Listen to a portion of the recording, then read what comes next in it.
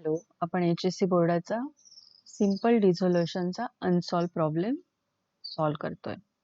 Textbook page number 244 वरती problem लिहिलेला आहे, तो एकदा रीड करून घ्या. रिझोल्युशनचा प्रॉब्लेम सॉल्व करण्यासाठी फर्स्ट आपल्याला 3 अकाउंट काढावे लागतात.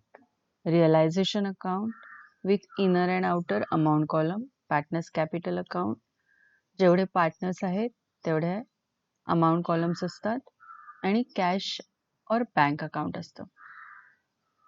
ॲसेट साइड बघायची.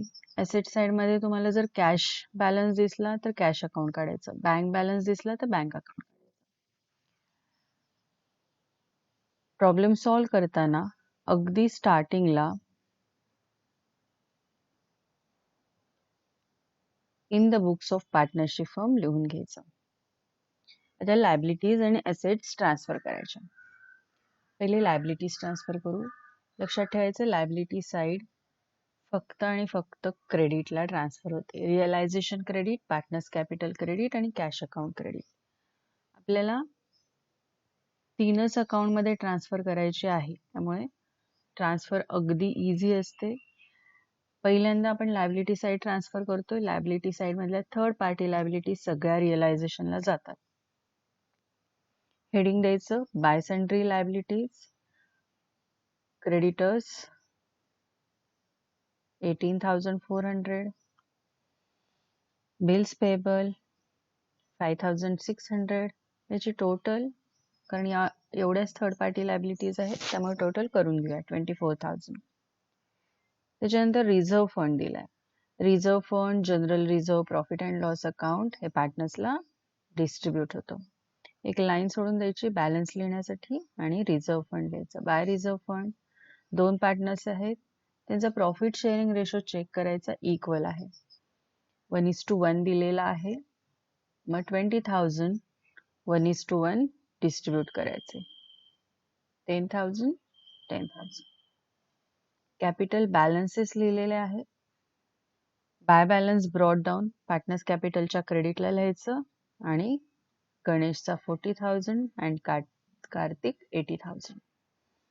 आपली लायबिलिटी साइड ट्रान्सफर झाली. तुम्ही बघितलं तर लायबिलिटी साइड फक्त रिअलायझेशन क्रेडिटला गेली, पार्टनर्स कॅपिटल क्रेडिटला गेली. तसंच आता ॲसेट साइड ट्रान्सफर करणार.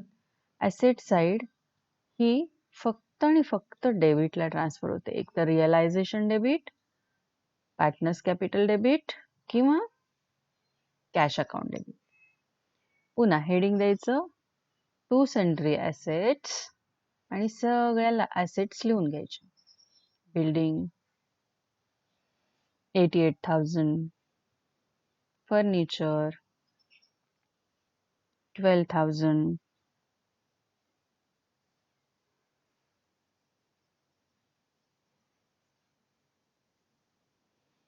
डेटर्स 32,000, स्टॉक 24,000, बिल्स रिसिवेबल 4,000, आणि लास्टला कॅश बॅलन्स दिलेला आहे. आपण कॅश अकाउंट सेपरेटली काढलंय त्यामुळे ते इथं रेकॉर्ड होत नाही.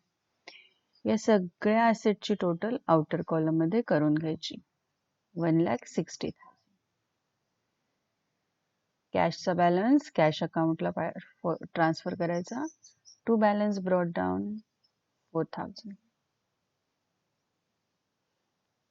आता बघितलं असेल तुम्ही तर ॲसेट साइड फक्त आणि फक्त डेबिटला ट्रान्सफर झाली आणि आपली बॅलन्स शीट ट्रान्सफर झाली. आता ऍडजस्टमेंट करायचं. Assets were realised as under. Asset realise झाली. ॲसेट रिअलाइज्ड होणं म्हणजे काय, तर ॲसेट सोल्ड झाली. ॲसेट सोल्ड झाली तर एंट्री काय होते, सोल्ड होऊन आपल्याला कॅश मिळते, म्हणजे कॅशला डेबिट आणि रिअलायझेशनला क्रेडिट. इथे ॲसेट विकली किंवा लायबिलिटीज पे केली तरी आपण ॲसेट किंवा लायबिलिटीजचं नाव येत नाही, तर रिअलायझेशन अकाउंट येतं. इथे लिहायचं रिअलायझेशनच्या क्रेडिटला बाय कॅश. कुठले ॲसेट विकली आहेत तर building 82,000, Debtors 22,000, stock 20,000, bills receivable 3,200. आउटरला टोटल करून घ्यायची. ब्रॅकेटमध्ये ॲसेट्स रिअलाइज्ड. एक इफेक्ट क्रेडिटला दिला, दुसरा इफेक्ट कॅश अकाउंटच्या डेबिटला द्यायचा. टू रिअलायझेशन ब्रॅकेटमध्ये ॲसेट्स रिअलाइज्ड. आउटरची जी अमाऊंट आहे ती लिहायची 1,27,200. नेक्स्ट ॲडजस्टमेंट आहे Ganesh agree to take over furniture for 10,000. पुन्हा ॲसेटशी रिलेटेड इन्फॉर्मेशन आलेली आहे, ॲडजस्टमेंट आलेली आहे, म्हणजे रिअलायझेशन अकाउंट येणार आहे आणि टेकन ओव्हर आहे म्हणजे पार्टनर्स कॅपिटल अकाउंट येणार आहे. जर्नल एंट्री होते Ganesh capital account debit to realization. जे रिअलायझेशनच्या क्रेडिटला लिहायचं by Ganesh capital furniture taken over. Amount आउटरला लिहून टाकूयात 10,000. एक इफेक्ट क्रेडिटला, दुसरा इफेक्ट डेबिटला. टू रिअलायझेशन गणेश कॉलम मध्ये 10,000. Next adjustment realization expenses amounted to ₹2,000. Realization expenses pay केलेले आहेत 2,000. म्हणजे कॅश गेली म्हणजे कॅशला क्रेडिट आणि सेकंड रिअलायझेशनला डेबिट. जर्नल एंट्री होते realization account debit to cash account. मग रिअलायझेशनच्या डेबिटला लिहायचं to cash account realization expenses paid ब्रॅकेटमध्ये लिहून टाकायचं अमाऊंट 2,000. एक इफेक्ट डेबिटला, दुसरा इफेक्ट क्रेडिटला. By realization expenses paid amount 2,000. आपल्या दिलेल्या ॲडजस्टमेंट झाल्या, पण रिझोल्युशन मध्ये नेहमी चेक काय करायचं माहितीये का, तर आपण लायबिलिटीज पे केल्या आहेत का नाही. तर आपल्याला लक्षात येईल की आपण इथे सन्ड्री लायबिलिटीज म्हणजे क्रेडिटर्स आणि बिल्स पेएबल बद्दल काहीच इन्फॉर्मेशन दिलेली नाही ॲडजस्टमेंट मध्ये. जरी प्रॉब्लेम मध्ये दिलेलं नसेल ॲडजस्टमेंट मध्ये लायबिलिटीज पे करा असं दिलेलं नसलं तरी पे करून टाकायचे असतात. सो आपण लायबिलिटीज पेड करतोय म्हणजे कॅश गेली कॅशला क्रेडिट आणि रिअलायझेशनला डेबिट येतं. लिहायचं to cash account creditors 18,400, bills payable 5,600, आउटरला त्याची टोटल 24,000 आणि सेकंड इफेक्ट एक डेबिटला दिलेला आहे आणि सेकंड इफेक्ट येणार आहे कॅश अकाउंटच्या क्रेडिटला बाय रिअलायझेशन 24,000. खाली लायबिलिटीज पेड. आता ऍक्च्युअल मध्ये आपला प्रॉब्लेम कंप्लीट सॉल्व्ह झालेला आहे. आता ज्या सिक्वेन्सने आपण अकाउंट्स काढलेत, पहिले रिअलायझेशन अकाउंट काढले, सेकंड पार्टनर्स कॅपिटल आणि थर्ड कॅश अकाउंट, त्याच सिक्वेन्सने आपण ते क्लोज करत असतो. रिझोल्युशन आहे जनरली लॉस होतो म्हणजे जनरली डेबिट साइड रिअलायझेशनची जास्त असते. टोटल आहे 1,86,000.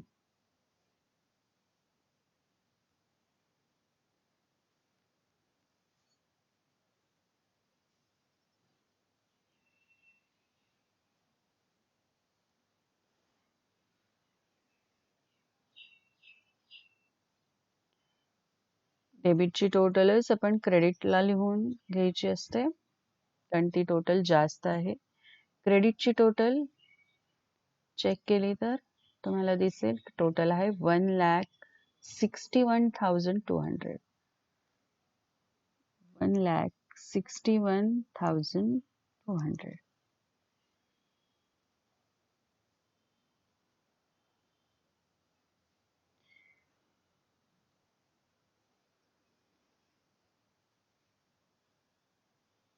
आपण डेबिटची टोटल लिहून घेऊया इथे, रफ वर्क करूयात. क्रेडिटची टोटल इथे लिहून घ्या, रफ वर्क करून दाखवते. डेबिटची टोटल मायनस क्रेडिटची टोटल म्हणजे आपल्याला लॉस 24,800. हा लॉस पार्टनर्सला डिस्ट्रीब्यूट केला जातो.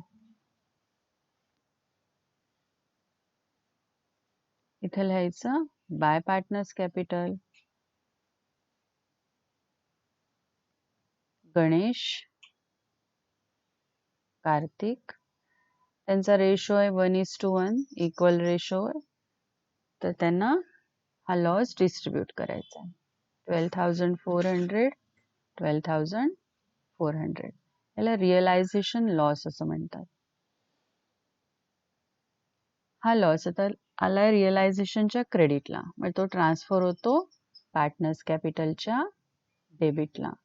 लिहायचं टू रिअलायझेशन लॉस 12,400 गणेशच्या कॉलममध्ये आणि 12,400 कार्तिकच्या कॉलममध्ये. आता पार्टनर्स कॅपिटल अकाउंट क्लोज करायचा.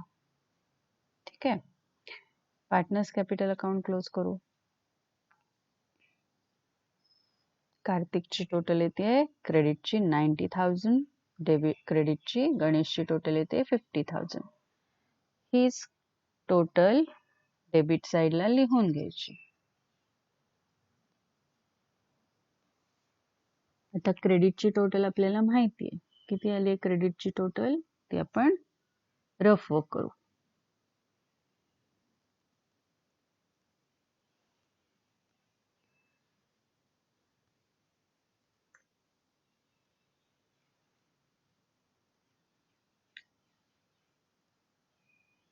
आणि डेबिटची टोटल त्याच्यातनं मायनस करायची, म्हणजे आपला डिफरन्स काढायचा असतो आपल्याला. गणेशची डेबिटची टोटल येते आहे 22,400 आणि कार्तिकची 12,400. हा डिफरन्स म्हणजे त्याला फायनल सेटलमेंट असं म्हणतात.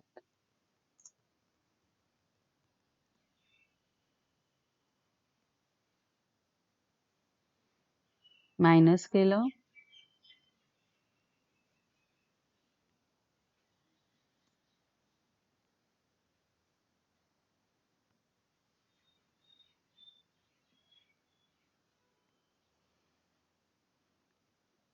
गणेशची फायनल सेटलमेंटची अमाऊंट आली 27,600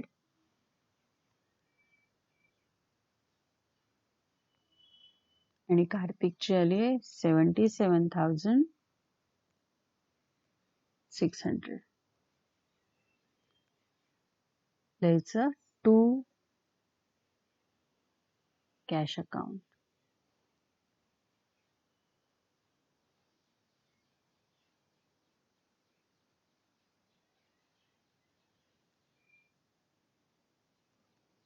टू कॅश.